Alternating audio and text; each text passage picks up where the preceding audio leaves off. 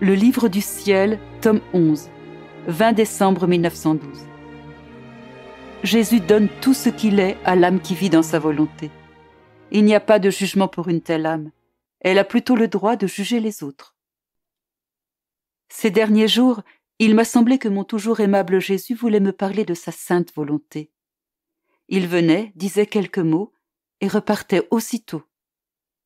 Je me souviens qu'une fois il m'a dit « Ma fille, à la personne qui vit dans ma volonté, je sens l'obligation de donner mes vertus, ma beauté, ma force, bref, tout ce que je suis. Si je ne le faisais pas, je me renierais moi-même. » Une autre fois, alors que je lisais sur la sévérité du jugement dernier et que j'en étais très attristée, mon doux Jésus me dit « Ma fille, pourquoi veux-tu m'attrister ?»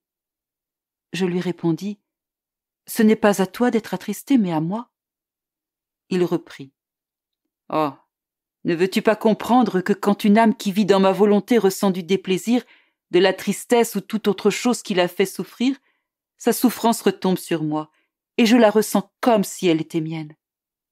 À l'âme qui vit dans ma volonté, je peux dire « Les lois ne sont pas pour toi, il n'y a pas de jugement pour toi. Si je voulais juger une telle âme, je me comporterais comme quelqu'un qui agit à l'encontre de lui-même. Au lieu de devoir être jugé, cette âme acquiert le droit de juger les autres. » Il ajouta « La bonne volonté de l'âme qui fait le bien exerce un pouvoir sur mon cœur. Son pouvoir est si grand qu'il me force à lui donner ce qu'elle veut. » Après, il m'est venu une question. Qu'est-ce que Jésus aime le plus, l'amour ou sa volonté? Il me dit « Ma volonté doit avoir préséance sur tout. Vois par toi-même. Tu as un corps et une âme. Tu es constitué d'une intelligence, de chair, d'eau, de nerfs, mais tu n'es pas en marbre froid. Tu contiens aussi de la chaleur.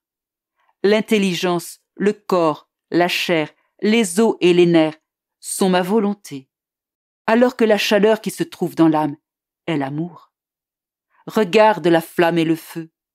Ils sont ma volonté, alors que la chaleur qu'ils produisent est l'amour.